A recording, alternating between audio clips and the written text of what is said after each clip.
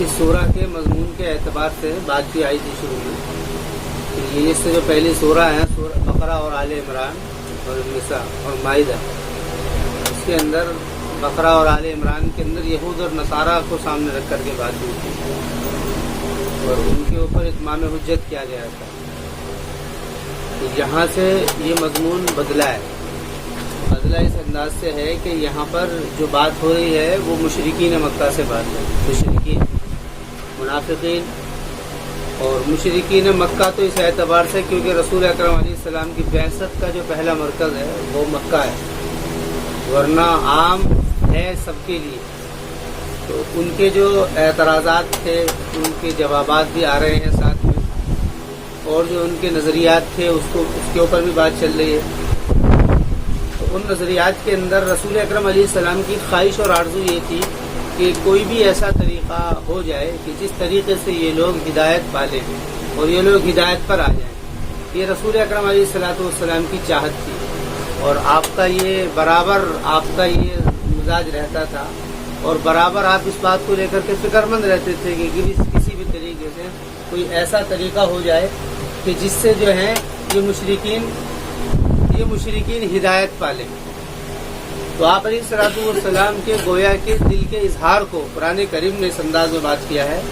وَإِن كَانَ كَبُرَ عَلَيْكَ إِعْرَاضُهُمْ، اور اگر ہے بڑا ان کا اعراض کرنا، بڑا کا مطلب یہ ہے کہ تمہارے اوپر گراں گزر رہا ہے، تمہیں مشکل پریشانی آ رہی ہے اور تم سوچ رہے ہو اس بات کو، اگر ہے بڑا تمہارے اوپر ان کا اعراض کرنا، فَإِنِ اسْتَطَعْتَ أَن تَبْتَغِيَ، تو اگر تو طاقت رکھتا ہے اس بات کی کہ تو تلاش کر لے کوئی سوراخ، نفقہ کہتے ہیں سوراخ کو یا سرنگ، اگر تو طاقت رکھتا ہے اس بات کی کہ تو تلاش کر لے کوئی سرنگ زمین میں، سوراخ زمین میں، کیونکہ پہلے کیا سرنگ بنائی جاتی تھی حفاظت کے لیے یا گھس کر کے کوئی خزانہ وغیرہ نکالنے کے لیے، خزانے کے لوگ زمین میں دفن کیا کرتے تھے، اس کے لیے سرنگ بنایا کرتے تھے.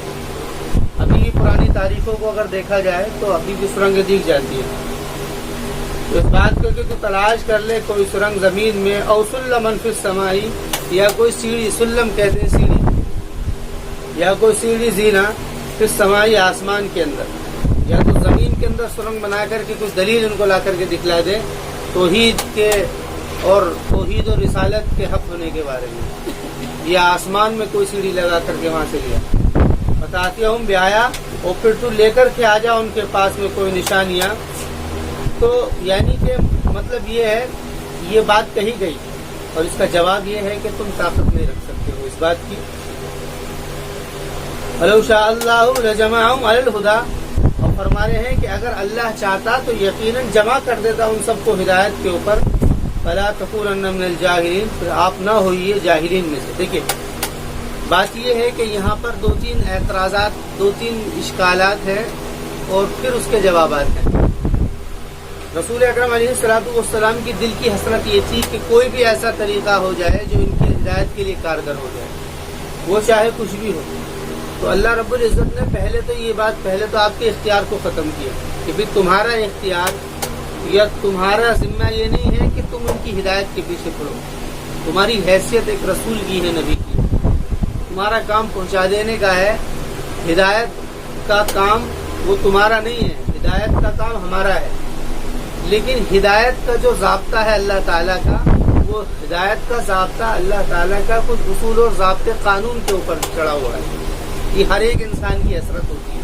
کہیں پر کوئی مشکل پریشانی ہوگی فوراً دل سے آدمی اس بات کو کہتا ہے کہ ان کے اوپر کاش کہ کوئی اوپر سے آسمان سے کوئی مصیبت ٹوٹ جائے اور جس سے دیکھ لیں، سمجھ لیں کہ بھئی کیا حق ہے کیا صحیح. یہ جذبات کے اندر آدمی کی باتیں نکلتی ہیں. کوئی مظلوم ہو تو اس کی خواہش یہی رہتی ہے کہ اللہ سے وہ دعا کرتا ہے کہ ابھی کوئی بجلی گر کر کے ان کو ختم کر دے.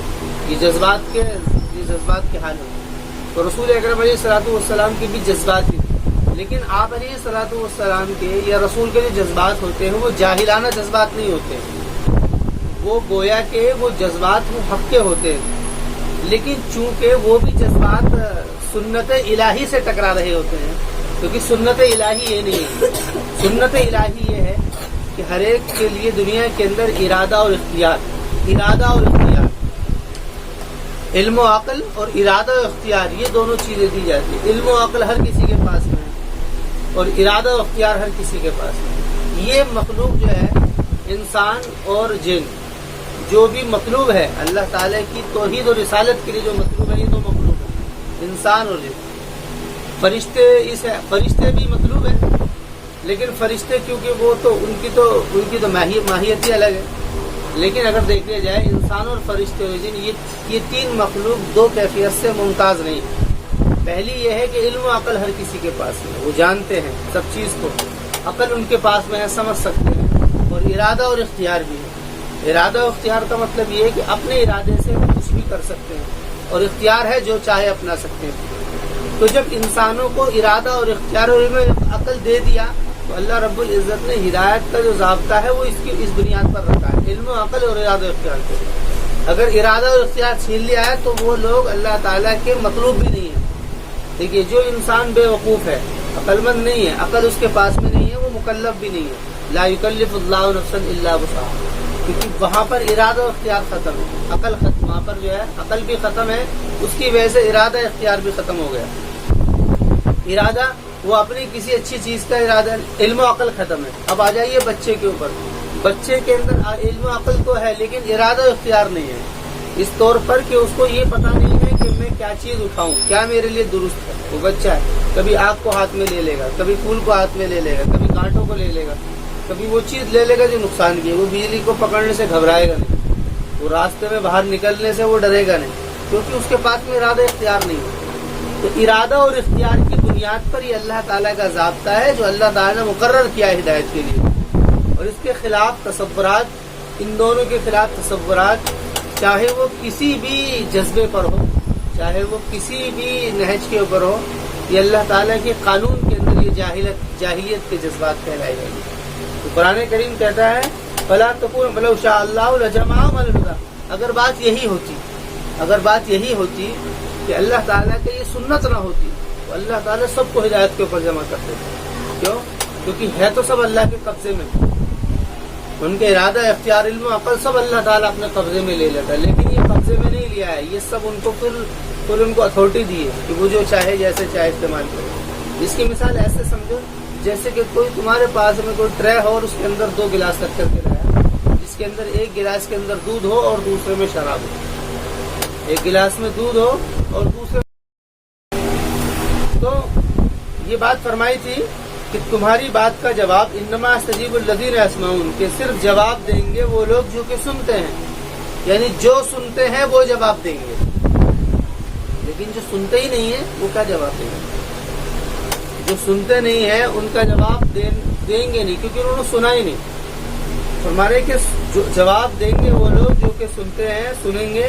والموتى یبعثهم اللہ, اور مردہ یبعثهم اللہ, اللہ اٹھا دے گا ان کو.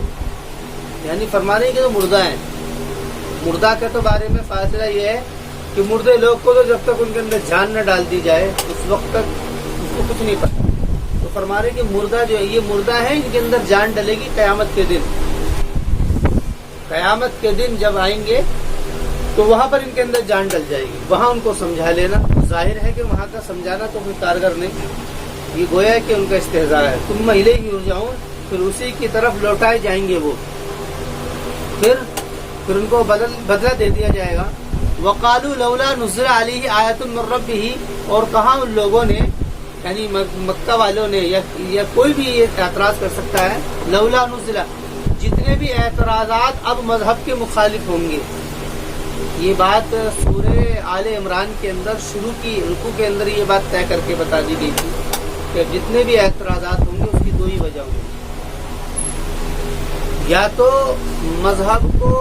مذہب کے جو اصول اور ضابطے ہیں ان کے خلاف ذہن کی تیاری کی جائے گی, اس کے خلاف ذہن کی تیاری کی جائے گی, یا ذہن کی تیاری کرے گا پھر اس پر اعتراض کرے گا.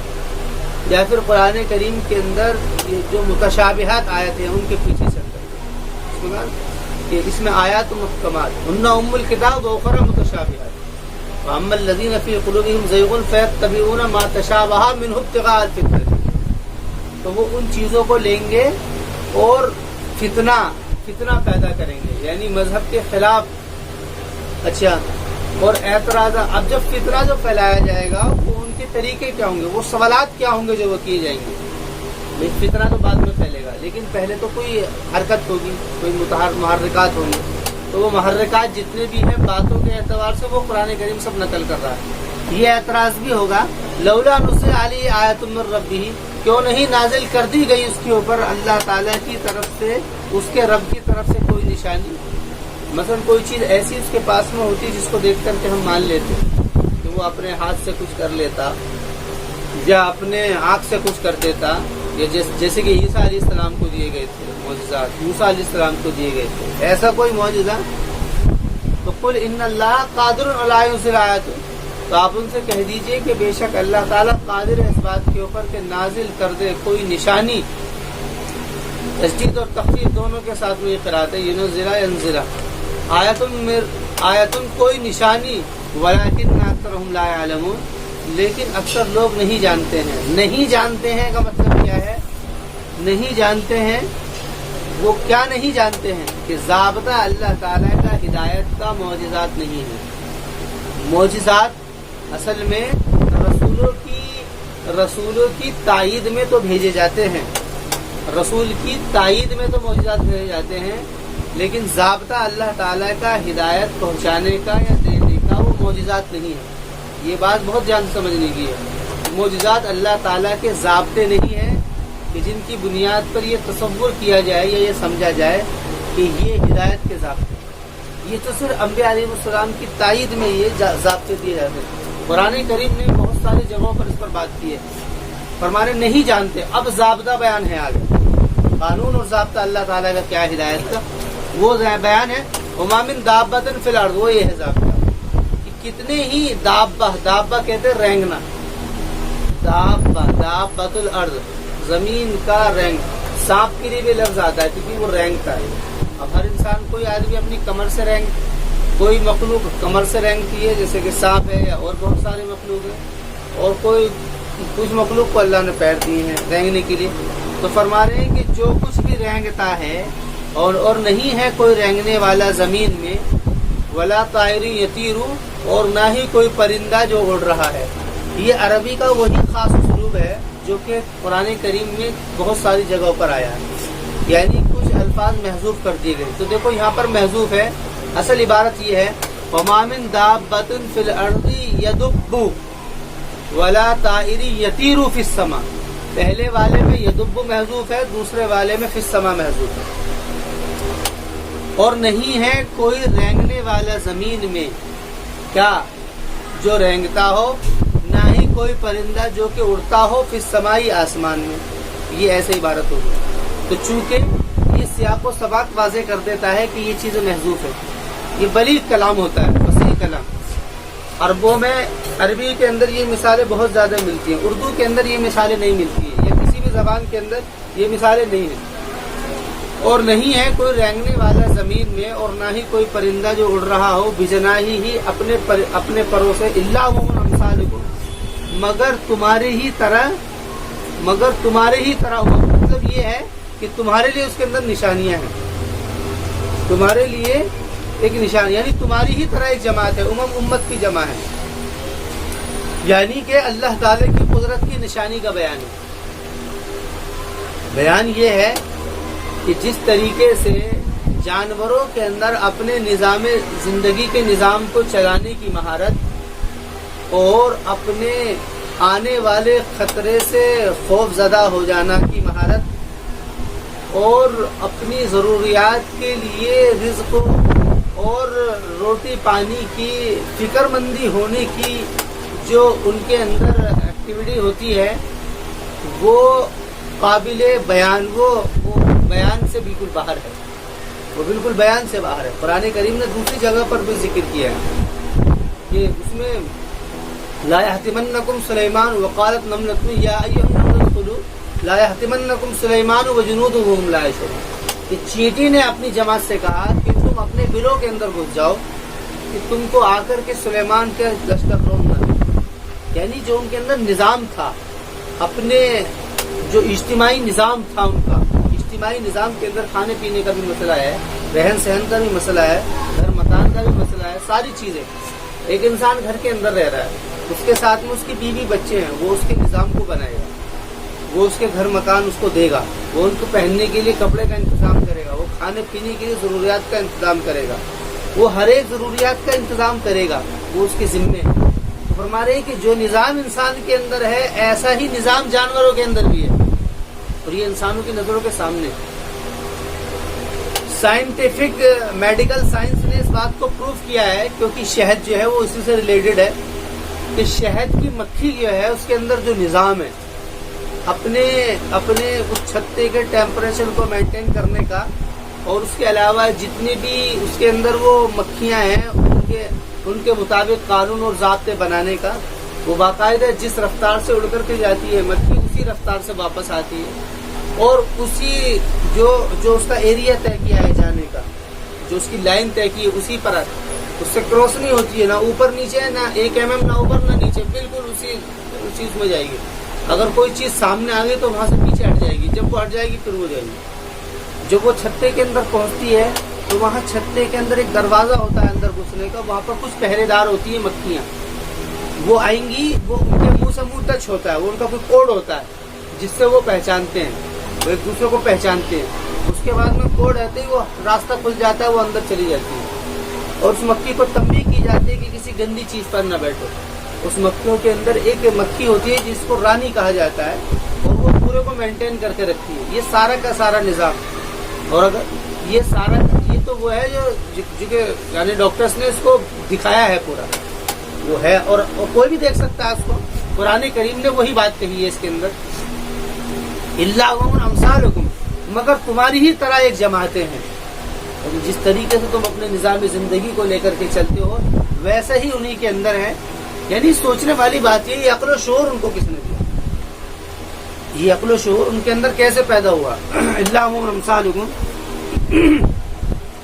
ما فرطنا فی الکتاب، ما فرطنا، فرط کے معنی کوئی اعتدال سے ہٹ جانا، اعتدال سے ہٹ جانا، افراط و تفریط اسی میں ساتھ کہ نہیں تفریط کی ہم نے کتاب میں، یعنی کہ نم ہے ہم اعتدال سے آگے پیچھے نہیں ہٹے۔ یعنی تم یہ بس سمجھنا کہ ہم جو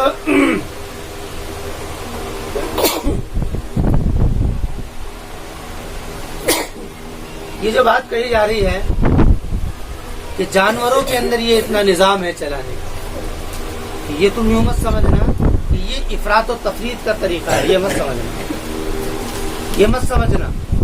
کیوں؟ کیونکہ بھائی آدمی سوچتا ہے نا کہ بتاؤ جانور بھی ایسے ہیں، یہ افراط و تفریط نہیں ہے۔ قرآن کہہ رہا ہے یہ افراط و تفریط نہیں ہے بلکہ حقیقت ہے، یہ اعتدال ہے، یہی طریقہ ہے جو اللہ نے بیان کیا۔ ما فرطنا فی الکتاب، نہیں ہٹے ہیں ہم اعتدال سے، فی الکتاب، کتاب کے اندر، کتاب کے اندر یعنی جو بھی ضابطے اور قانون، یہ کتاب جو ہے قانون کے معنی میں اگر لے لیا جائے، حالانکہ کتاب کے معنی ضابطے کے بھی، دستور کے بھی، قانون کے بھی، یعنی جو قانون ہم نے مقرر کر رکھا ہے اپنی توحید اور رسالت کے بیان کا، اس سے ہم ہٹے نہیں ہیں۔ بات یہ بھی ہو سکتی تھی کہ بھی کوئی معجزہ اللہ تعالیٰ دکھا دیتا ہے، ایسا بھی ہو سکتا تھا، لیکن فرما رہے کہ نہیں، وہ معجزہ نہیں ہے، وہ معجزے کا دکھانا وہ افراط ہوگی یا تفریط ہوگی۔ کیوں؟ کیونکہ لوگ جو ہے نا ہمیشہ علم و عقل سے ہی بات کو سمجھتے ہیں، ارادہ اور اختیار سے لوگ، علم و عقل ہی بنیاد ہے سمجھنے کی بات، علم و عقل ہی بنیاد ہے۔ ثم الی ربہم یحشرون، پھر ان کے رب کی طرف ان کو جمع کر دیا جائے گا، جمع کر دیا جائے گا۔ جمع کرنے سے مراد یہ ہے کہ بھئی پھر اس کے بعد میں جو بھی ان کے اختلافات ہیں ان کے جوابات دیے جائیں گے۔ والذین کذبوا بآیاتنا صم وبکم فی الظلمات، والذین کذبوا بآیاتنا، اور وہ لوگ کہ جنہوں نے جھٹلا دیا ہے ہماری نشانیوں کو۔ ہمارے حقیقت تو یہ ہے، حقیقت یہ ہے کہ نشانیاں تکذیب ہوئی ہے، اور جن لوگوں نے جھٹلا دیا ہے ہماری نشانیوں کو، سمن، وہ بہرے ہیں، وہ بکمن، اور گنگے ہیں، تو ظلمات، وہ تاریکی میں، سم اور بکم، سم کے معنی ہیں وہ لوگ بہرے ہیں، بہرے کیونکہ سن نہیں رہے تو سمجھ نہیں رہے، بکم کے معنی اندھے ہیں، اندھے کا مطلب یہ کہ سب چیز دکھائی دے رہی ہے ان کو، یہ سارا نظام دکھائی دے رہا ہے، زمین و آسمان کی حرکت نظر آ رہی ہے، آسمان و سورج کا ہونا دکھائی دے جا رہا ہے، یہ جو دنیا کے اندر جتنے بھی مخلوقات ہیں ان مخلوقات کا نظام جو ہے وہ جتنا بھی ہے وہ سارا کا سارا سمجھ میں آ رہا ہے، لیکن اس کے باوجود بھی ان ساری چیزوں کے بعد بھی ان لوگوں کا نہ سمجھنا، ان لوگوں کو یعنی نظر کا آنکھوں کے اندر ہے، پھر بھی یہ لوگ نہیں سمجھ رہے ہیں، تو سمجھ لو کہ یہ کیا ہے، یہ اندھے ہیں۔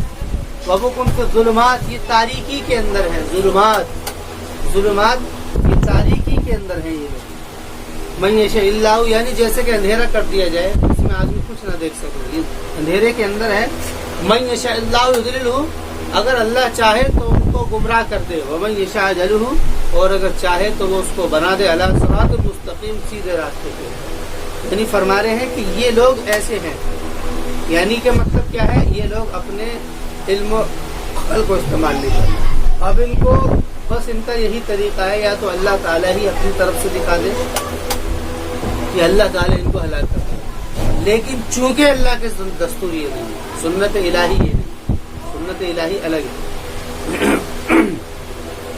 قُلْ أَرَأَيْتَكُمْ إِنْ أَتَاكُمْ عَذَابُ اللَّهِ وَأَتَتْكُمُ السَّاعَةُ، کیا آپ ان سے کہیے کہ تمہارا کیا خیال ہے کہ اگر آ جائے تمہارے پاس میں اللہ کا عذاب، اور وَأَتَتْكُمُ السَّاعَةُ، یا آ جائے تمہارے پاس میں ساعہ کے معنی قیامت، کہ آ جائے تمہارے پاس میں ساعہ قیامت، غیر اللہ تدعون، کیا اللہ کے علاوہ تم پکارو گے، کیا تم اللہ کے علاوہ پکارو گے، ان کنتم صادقین، اگر تم سچے ہو۔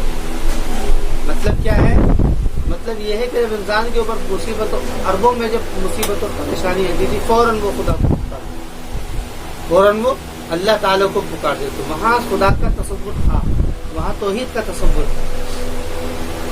اس دور کے اندر توحید کا تصور ختم ہے، دوسرے جو مذاہب ہیں ان کے اندر توحید کا تصور ختم ہے، وہاں تو توحید کا تصور تھا لیکن شرک بھی تھا، لیکن توحید کا تصور تھا، یہاں پر توحید کا تصور سرے سے ہی نہیں ہے، یہاں تو شرک کا ہی تصور ہے۔ لوگوں کے نظریات کے اندر وہ اس کو بھی مانتے ہیں، وہ یہ کہتے ہیں کہ ہاں وہ ایک ہے، لیکن اس کے ساتھ میں جب بھی کوئی پریشانی آئے گی تو وہ ہمیشہ اپنے شرک کی بنیاد پر، لیکن جب بالکل وہ پریشانی مصیبت آتی ہے جس کے اندر آدمی بالکل بے بس ہو جاتا ہے، تو وہاں پر بھی تصور توحید کا جو ہے وہ اندر سے نکل جائے، اندر سے آتا ہے، نکل کر یہ بھی اب بھی ہے، یہ تصور جو ہے توحید کا وہ نکل کر کے آتا ہے، تو قرآن کریم اسی کو کہہ رہا ہے۔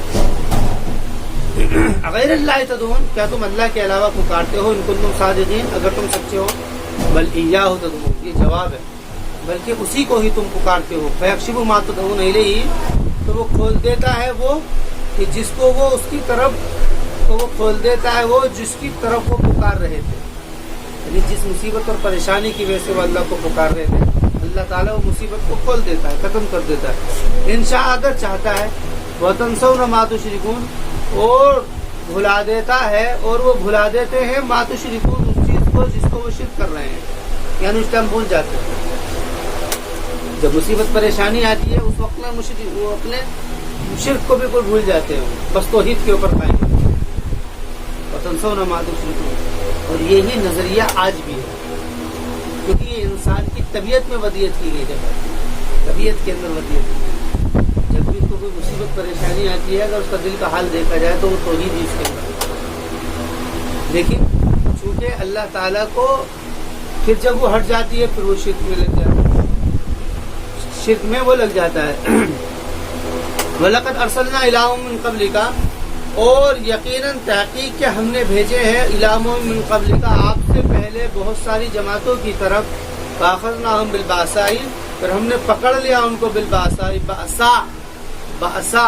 باسا کہتے ہیں، باس کا مطلب ہے سمجھو گے کہ ایک آدمی ٹیچر حال ہو، بالکل حالات اس کے خستہ ہوں، اس کے پاس پہننے کے لیے کپڑا نہ ہو، رہنے کے لیے کوئی جگہ ٹھکانہ نہ ہو، اور کھانے کے لیے روٹی نہ ہو، اور بالکل اس کی حالت ایسی خستہ ہو کہ وہ بالکل پڑا ہوا ہو، جیسے کہ کوئی شرابی ہو اور شراب پی کر کے نشے میں جب پڑ جاتا ہے، راستے میں پڑا رہتا ہے میلا کچیلا، اس کے پاس کوئی ٹھکانہ نہیں، کھانے پینے کا در بدر نہیں، بالکل باسا اسی صفت کا نام ہے، باسا یعنی کہ جو بھی حالت خستہ سے خستہ ہو سکتی ہے اس کو باسا کہتے ہیں۔ تو قرآن کریم نے کہا کہ اس کو پکڑ لیا باسا نے، ایسے مراد اللہ کا عذاب ہے، وَالضَّرَّاء، اور ذرہ کہتے ہیں ذرہ، ایک ہے لفظ باسا، ایک ہے ذرہ۔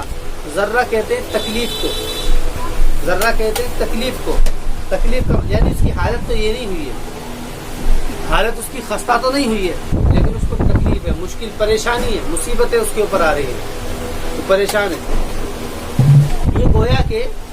یہ گویا کہ دیکھ لیا جائے تو باسا کہتے ہیں اس تکلیف کو جس کے اندر دوام ہو، اور ذرہ کہتے ہیں اس تکلیف کو جس کے اندر استمرار نہ ہو، جو ہے تھوڑی دیر میں پھر ختم ہو گئی، پھر آ گئی، پھر ختم ہو گئی، پھر آ گئی، پھر ختم ہو گئی، پھر آ گئی، تو ذرہ کہتے ہیں۔ یہ اس معنی میں یہاں پر استعمال ہوا ہے وہ ذرہ، لیکن اس کے لفظی معنی دیکھا جائے دونوں کی مصیبت پریشانی کی۔ باسائی و ذرائی لہم تضرعون، تضرع گڑ گڑانا اور گڑ گڑا کر کے اپنی معافی چاہنا، لعلہم یتضرعون تاکہ وہ گڑ گڑائیں، تاکہ وہ گڑ گڑا کر کے اپنی معافی مانگے۔ فلولا اذ جاءہم باسنا، پس کیوں نہیں، قرآن کریم کہہ رہا ہے کہ پس کیوں نہیں، جبکہ آ گئی ان کے پاس میں ہماری باسا تکلیف، تضرعوا تو وہ گڑ گڑانے لگے، وہ گڑ گڑانے لگے، ولکن قست قلوبہم، لیکن ان کے دل سخت ہو گئے، وزین لہم الشیطان ما کانوا یعملون، اور شیطان نے ان کے لیے مزین کر دیا وہ جو وہ کرتے تھے۔ فلما نسوا ما ذکروا، اور پھر جب وہ بھول گئے ما ذکروا جو ان کو یاد دلایا گیا تھا۔ یہ گویا کہ اللہ تعالیٰ کی طرف سے عذاب کے جھونکے ہیں جو کہ انسان کو ہلانے کے لیے اور سمجھانے کے لیے کیے جاتے ہیں۔ جب کوئی غلطی کرتا تو اس کو وارننگ دی جاتی ہے، پہلے اس کو اٹینشن کیا جاتا ہے کہ مان جاؤ، ہلکی پھلکی تکلیف بھی دی جاتی ہے، لیکن جب وہ مانتا نہیں ہے اس کے بعد میں پھر اس کے اوپر سزا۔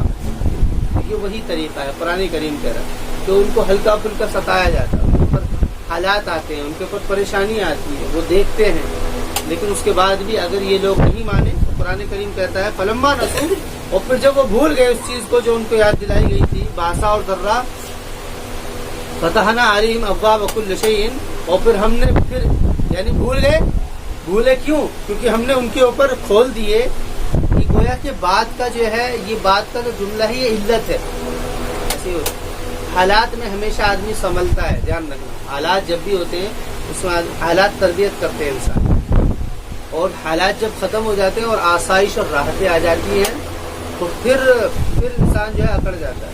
تم نے دیکھا ہوگا کہ غریب کے مزاج میں اور مالدار کے مزاج میں زمین آسمان کا فرق ہے۔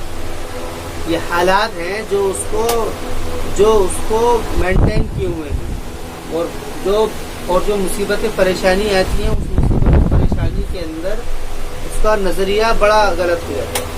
ہم نے جس دور کے اندر تعلیم حاصل کی تھی، بڑے حالات کے اندر ہم نے تعلیم حاصل کی، ہمارا حال یہ تھا کہ ہم جہاں پڑھنے کے لیے جاتے تھے ہمیں پورے مہینے کے خرچ کے لیے 50 روپے دیے جاتے تھے، اور یا تو ان پیسوں کو ہمیں استعمال کرنا ہوتا تھا اپنے کپڑے دھونے کے اندر، نہانے دھونے کی جو ضروریات کی چیزیں، ہمارے پاس میں یہ جو چیز وغیرہ اس کا کھانے کا کوئی مسئلہ نہیں تھا۔ وہ دور ایسا دور حالات کے اندر اس کا طریقہ یہ تھا، اس لیے تم دیکھو گے آج سے 10 سال پہلے کا جو دور تھا اس میں جو ہے نا بہت سارے لوگ تمہیں حافظ اور عالم ملیں گے۔ اس دور کے اندر ہر باپ کے زبان پہ یہ شکایت ہے کہ میرا بیٹا پڑھ کے نہیں دے رہا۔ اس کی وجہ یہ ہے کہ وہ حالات، حالانکہ اس کی وجہ اور بھی ہو سکتی ہے، لیکن اس کی وجہ ایک یہ بھی ہے کہ حالات اس وقت نہیں، حالات انسان کی تربیت کرتے ہیں۔ حالات پہلے کی عورتوں کے مزاج نرم ملیں گے، آج کل کی لڑکیوں کے مزاج بڑے نکمیلے ہیں، حالانکہ وہاں پر یہ جو طبیعت جو ہے زیادہ ہوتی ہے، یہ اللہ تعالیٰ کی طبیعت ہے کہ نخرے کا مزاج عورتوں میں زیادہ ہے، مردوں میں تو ہوتا نہیں ہے، لیکن چونکہ یہ زیادتی کی وجہ کیوں ہے؟ کیونکہ حالات نہیں ہے، تو حالات تربیت کرتے ہیں۔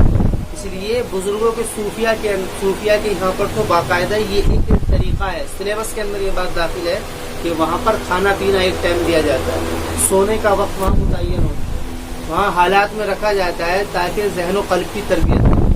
تو قرآن کریم بھی اسے ہی کہہ رہا ہے فتحنا علیہم ابوابا، کہ جب ہم نے کھول دیا ان کے اوپر آسمان کے ہر دروازے، ابواب کل شیء، ہر چیز کے دروازے، یعنی کہ ان کو حالات سے وہ ختم ہو گئے اور آسائش اور وسعتیں ان کے پاس میں آ گئی۔ ابواب کل شیء حتی اذا فرحوا، یہاں تک کہ جب وہ خوش ہو گئے، بما اوتوا، اس چیز پر جو ان کو عطا کیا تھا، یعنی کہ جب ان کو جو چیز دی گئی تھی اور وہ بالکل ایک دم خوش ہو گئے اس چیز کے اوپر، اخذناہم بغتۃ، پھر ہم نے ان کو پکڑ لیا ایک دم اچانک ہم نے ان کو پکڑ لیا، اخذناہم بغتۃ فاذا ھم مبلسون، تو اچانک پھر وہ مبلس یعنی مبلس، جیسے کہ ان کے اوپر کوئی کپڑا پہنا دیا گیا، ایک آدمی بیٹھا ہوا ہو اور اچانک سے کوئی اس کے اوپر سے کپڑا ڈال دے، اور کپڑا ڈال کر کے اس وقت میں آدمی کی کیا ہوتی ہے، ہوش و حواس بالکل برخاست ہو جاتے ہیں، سوچتا کیا ہوا. اور ہمارے ایسے ہی ان لوگوں کی حالت ہوئی، جیسے ہی ان کے اوپر عذاب آیا تو وہ ایسے ہو گئے. فَإِذَا هُمْ مُبْلِسُونَ فَقُطِعَ دَابِرُ الْقَوْمِ الَّذِينَ ظَلَمُوا، تو کاٹ دی گئی ان قوم کی دابر کہتے ہیں پیچھے کا حصہ، یہاں سے پوچھ مراد ہے، یعنی کہ قوم کی پوچھ کو کاٹ دیا گیا. ظلموا، اس قوم کی جنہوں نے ظلم کیا. پوچھ کا مطلب یہ ہے کہ اگر پوچھے سمراج دابر کے معنی آتی ہے جو مین چیز ہوتی ہے، اس سے پوچھے مراد ہوتی ہے، جو پیر کے نیچے جو گھٹن ہے وہ ایڑی سے اوپر ہوتی ہے وہ بھی مراد ہوتی ہے، اور پوچھ بھی مراد ہوتی ہے. یعنی گویا کہ بات یہ ہے کہ اس کو بالکل ایک دم ختم کر دیا، اس کو کیا ہے ختم کر دیا. فقطع یعنی کہ اس کی جو مین جو چیز ہے، جیسے کہ موبائل کے اندر سے سم نکال لی ہے وہ بیکار ہے، تو ایسے ہی ان کے اندر سے جو ہے وہ بالکل جو ان کی اصلی چیز تھی دابر وہ چیز جو کہ کسی چیز کے اندر اصل کی حیثیت رکھتی ہے. الحمدللہ رب العالمین، اور تمام تعریف اسی اللہ کے لیے جو سارے جہان کا رب ہے. یہ لفظ یہاں پر کیوں آیا ہے؟ دیکھیے آگے پیچھے کے لفظ تو جملہ الگ ہے، یہاں پر یہ لفظ اس لیے آیا ہے یعنی کہ اگر اللہ تعالیٰ ساری دنیا کو بھی ختم کر دے تو بھی اس کی تعریف کے اندر کمی نہیں ہے، اس کی تعریف کے اندر کمی نہیں ہے. تو الحمدللہ رب العالمین، بلکہ لوگ محتاج ہیں کہ اس کی تعریف کریں، خدا محتاج نہیں ہے کہ اس کی تعریف کی جائے. تو اسی خیال کو پیش کیا گیا. الحمدللہ رب العالمین، اور تمام تعریف اللہ ہی کے لیے ہے جو سارے جہان کا رب ہے. والحمد کے بارے میں پیچھے بات آ گئی ہے. الحمدللہ رب العالمین. قل ارائیتم ان اخذ اللہ سمعکم، کیا آپ ان سے کہیے کہ تمہارا خیال ہے کہ اگر اللہ تعالیٰ لے جائے تمہارے کان کو، وابصارکم، اور تمہاری آنکھ کو، وختم علی قلوبکم، اور تمہارے دلوں کے اوپر مہر لگا دے. یہی 3 ذرائع ہیں ہدایت کے جو طے کیے گئے. یہ 3 ذرائع ہیں. یہ کیا ہے؟ کان سے بات سمجھ میں آئی، حالانکہ اس کے اوپر بات پہلے بھی آ گئی تھی لیکن پھر سمجھ لو وقفہ لمبا ہو گیا. کان سے بات سنتا ہے آدمی، سن کر کے پھر دماغ جو ہے اس کو پروسیس کرتا ہے، اس کے بعد میں وہ جو بھی چیز ہوتی ہے وہ دل میں گھسا دیتا ہے. آگے چلیے. وہ آپ ساروں آنکھ دیکھتی ہے، اور جو عقل ہے وہ اس کو دیکھتا ہے، پرکھتا ہے، اس کے بعد میں پھر وہ دل میں گھسا دیتا ہے. تو دل، اصل میں دل جو ہے سائنٹیفک میڈیکل سائنس نے اس بات کو پروو کیا ہے کہ دل جو ہے وہ پمپنگ کا کام کرتا ہے. خون وہ جو ہے فزیکلی ہے، وہ جو انسان کے بدن میں جو حصہ ہے فزیکلی کام کرتا ہے، یعنی کہ بدن کے اندر وہ کوئی دوسرے اعتبار سے کام نہیں کرتا ہے. جیسے کان فزیکلی کام نہیں کرتا ہے، ناک بھی فزیکلی کام نہیں کرتی ہے، عقل بھی فزیکلی کام نہیں کرتی ہے. فزیکل کا مطلب جو چیز چھو جا سکتی، پکڑی جا سکتی، وہ ایسا کچھ کام نہیں کرتا ہے. لیکن یہ بات جو ہے سائنس نے، جیسے سائنس جو ہے وہ روح کا بھی انکار کرتی ہے، کیونکہ روح فزیکلی نہیں ہے، وہ چھو نہیں جا سکتی. لیکن اللہ تعالیٰ نے یہ بات ثابت کی جیسے کہ دل ایسی چیز ہے کہ دل کا تصور، دل کا جو ہے حصہ بدن کے اندر فزیکلی بھی کام کرتا ہے، روحانی بھی کام کرتا ہے. جو انسان کی جو روح ہے اس کا مکان کہاں ہے، جہاں وہ آ کر کے اس کو جو وہ حرکت کی وہ دل ہی ہے. اللہ تعالیٰ دل ہی پر فرشتے کے ذریعے سے پھونک مارتا ہے دل کے اوپر، فرشتے سے حکم دیتا ہے، وہ پھونک مارتا ہے دل کے اوپر، تو دل ہلنے لگتا ہے. ہلتے ہی انسان کا بدن کام کرنے لگتا ہے. اور کوئی بھی بات جو ہوتی ہے وہ دل کے اندر ہی بات آتی ہے، وہ حالانکہ نظر نہیں آتی ہے، کیونکہ یہ فزیکلی چیز نہیں ہے، نظر نہیں آتی ہے، لیکن اصل اعتبار دل کا ہی ہے. اس کے اندر سمجھنے کا کوئی بھی چیز جو کان سے سنی جاتی ہے، کان کا کام ہے کیچ کرنے کا، آنکھ کا کام ہے کیچ کرنے کا، اعضاء کا کام ہے کیچ کرنے کا، عقل کا کام ہے انفر کرنے کا. انفر یعنی کہ وہ اس کو دیکھتا ہے، وہ اس کو چھانٹتا ہے، چپٹتا ہے. اس کے بعد میں قبول کرنے نہ کرنے کا کام جو ہے وہ دل کا ہے. قبول کرنے نہ کرنے کا کام دل کا ہے. کان سے بات ہوئی، عقل نے سنا اور دل کے اندر ڈال. اب دل قبول کرے گا نہیں جائے گا. کوئی آدمی کسی سے بات فریاد کر رہا ہے، اس کو ایسا سمجھو کوئی مظلوم کسی بادشاہ کے سامنے فریاد کر رہا ہے، تو اس کی فریاد اس کی کان سے جا رہی ہے. کان سے جا کر کے اس کا کو بتا رہی ہے کہ یہ کہہ کیا رہا ہے. کان کا کام تو بس آواز پہنچانے کا. تم باجا بجا دو تو آواز جائے گی، چلاؤ تو آواز جائے گی، لیکن اس باجے کی آواز میں اور رونے کی آواز میں فرق کیا چیز کرتی ہے؟ وہ کان فرق نہیں کرتا، وہ عقل فرق کرتا ہے. عقل فرق کرتی ہے. دیکھو اگر پاگل ہے اس کے سامنے رو یا ہنسو وہ تو بس ہنستا ہے، کیونکہ اس کی کان تو کام کر رہے ہیں اس لیے وہ سن رہا ہے. لیکن عقل جو ہے وہ اس بات کو نہیں، اس کے اندر وہ تمیز نہیں پیدا کر پاتی. تو عقل جو ہے وہ باجے کی اور رونے کی آواز میں فرق کرتی ہے. اب یہ جو دل ہے یہ اگر اس کے رونے کو قبول کر لے گا تو اس کے اوپر رحم کر دے گا، دے دے گا اپنی طرف، اور اگر اس کو رد کر دے گا اس کا دل تو اس کو بھگا دے گا کہ سارے ایسے ہی ہوتے ہیں. وہی بات ہے. تو یہ تینوں چیزیں ذرائع کے ہیں. تو قرآن کریم نے کہا ہے کہ اگر لے جائیں اللہ تعالیٰ تمہارے کان کو اور تمہاری آنکھ کو اور مہر لگا دے تمہارے دل کے اوپر. یہاں پر مہر لگانا استعمال کیا گیا. مہر لگانا، مہر لگانے کا مطلب کیا ہے؟ کیونکہ یعنی کہ بہرے ہو جاؤ، یہ سمجھ میں آتی ہے، اندھے ہو جاؤ، لیکن دل کو نہیں روکا جائے، کیونکہ دل کے دونوں کام ہیں. اس لیے قرآن کریم نے یہاں پر لفظ الگ استعمال کیا. وہاں پر لفظ اخذا، یہاں پر فعل ہے ختم. مطلب یہ ہے کہ مہر لگا دے. مہر کا مطلب یہ ہے کہ وہ فزیکلی کام تو کرے لیکن روحانی کام کرنا وہ بند کرے. وختم علی قلوبکم. قرآن میں تم جہاں پر بھی دیکھو گے اور جہاں پر بھی وہ یہ بات کرے گا ذرائع کی، ہدایت کے ذرائع کو لے کر کے بات کرے گا، وہاں پر دل کے لیے یہی تعبیر استعمال کرے. وختم علی قلوبکم. تو من الہ غیر اللہ، کہ تو کون معبود ہے اللہ تعالیٰ کے علاوہ؟ من الہ غیر اللہ، تو کون معبود ہے اللہ تعالیٰ کے علاوہ؟ یاتیکم، جو تمہارے پاس میں لے کر کے آئے، یعنی تمہارے دل کو مہر کو ہٹا دے اور تمہیں جو ہے گنگا اور اندھے سے ہٹا دے. یہ ساری چیزیں کون ہیں؟ اندھے اور بہرا، اندھاپن اور بہراپن تمہارا ختم کر دے. انظر کیف نصرف الآیات، تم دیکھیے کیسے ہم پھیر رہے ہیں نصرف الآیات، کیسے ہم پھیر رہے ہیں آیات کو، نشانیوں کو. ثم هم یصدفون، اور پھر بھی وہ ہٹ رہے ہیں. صدف کے معنی آتے ہیں اعراض کرنا. ثم هم یصدفون یعنی کہ جو چیز عقل میں آ جائے، بات جو عقل میں آ جائے، گویا کہ اس کو اگر کہ یہ برہان کے مقابل کا لفظ ہے. برہان کہتے ہیں عقلی بات کو، جو عقل سے بات سمجھ میں آئے، اور صدف وہ ہے جو عقل میں آ جائے اور پھر اس کو آدمی ٹکرا دے. صدف. ثم هم یصدفون قل ارأیتکم، آپ ان سے کہہ دیجئے کہ کیا تم نے دیکھا ہے کہ اگر آ جائے تمہارے پاس میں اللہ کا عذاب اچانک، بغتتاً او جہرتاً، اچانک کیا جائے، یا تو ایک دم چھپ کر کے آ جائے یا کھلم کھلا ہے. هل يهلك الا القوم الظالمون او جہرتاً، کیا نہیں ہلاک ہوگی سوائے ظالم قوم کی. مطلب یہ ہے کہ یہ مت سمجھنا کہ بھئی اچانک عذاب آیا تھا تو ہم اسی لیے اپنی تیاری نہیں کر سکتے. یہ اس طرف، یہ تصور اس طرف ہے کہ جیسے کہ لوگ آج انسان جو ہے اپنے بچاؤ کے لیے بہت سارے طریقے استعمال کر رہا ہے. زلزلے آتے ہیں، زلزلے کو لے کر کے لوگ فکر مند رہتے ہیں، کوئی ایسا نظام بنایا جائے کہ جس سے یہ نہ، بہت سارے کام ہوتے ہیں. لہریں آتی ہیں، سونامی، اس کے لیے باندھ بنائے جا رہے ہیں. قرآن کریم کہہ رہا ہے کہ اگر وہ عذاب ہوگا تو سارے باندھ فیل ہو جائیں گے اور ساری لہریں فیل ہو جائیں گی. تو اسی کو کہا جا رہا ہے. یعنی وہ یہ کہا کرتے تھے کہ وہ تو رات میں آئے تھے عذاب، اگر دن میں آتے تو ہم تو بچ جاتے. یا پھر اب ہم تیاری کر رہے ہیں بچنے کی. تو قرآن کریم کہہ رہا ہے کہ هل يهلكوا، کہ نہیں ہلاک ہوں گے، یعنی تم پلان کرو یا مت کرو، اس عذاب سے بچے گا وہ جس کو اللہ چاہے.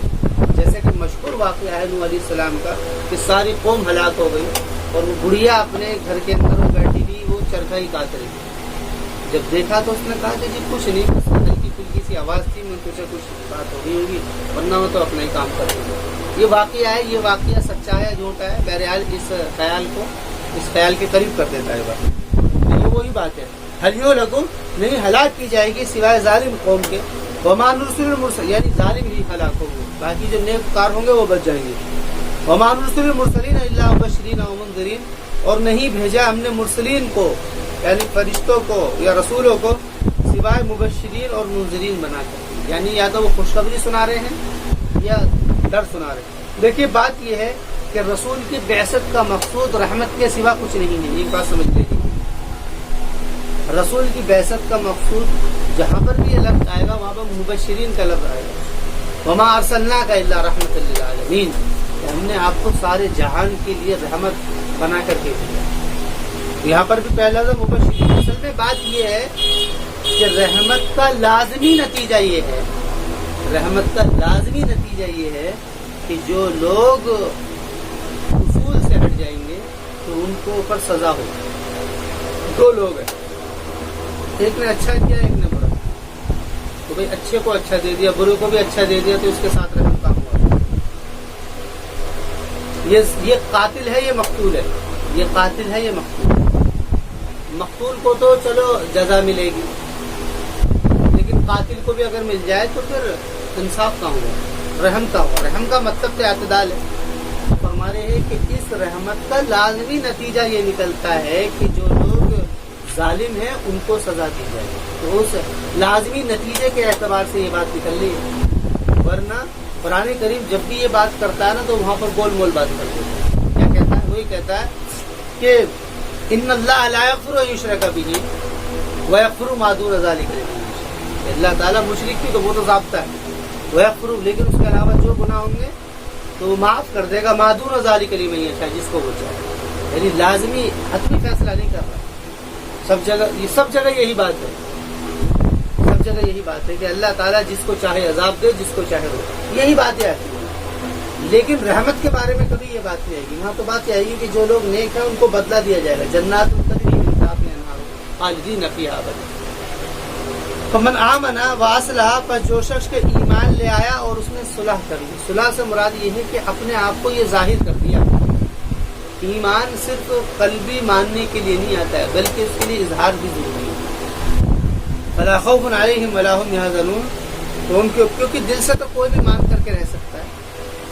آدمی دل میں مان رہا ہے لیکن ظاہر نہیں، کیونکہ ظاہر کرنے کے اندر سب سے بڑا جو معنی پیدا ہوتا ہے وہ خوف اور غم پیدا ہوتا ہے. کہ اگر میں نے ظاہر کر دیا، ہم لوگ تو مسلمانوں کے گھروں کے اندر پیدا ہے، ہمیں تو کوئی پریشانی نہیں ہے. جو لوگ اسلام میں نہیں ہیں وہ لوگ اگر کریں گے تو ان کے لیے بڑے بال مصیبتیں ہیں، خاندان کا مسئلہ ہے، ساری چیزیں. تو قرآن کریم وہی بات کر رہا ہے. فلا خوف علیہم، تو ان کے اوپر کوئی خوف نہیں ہے. ولا هم يحزنون، اور نہ ہی وہ غمگین ہوں گے.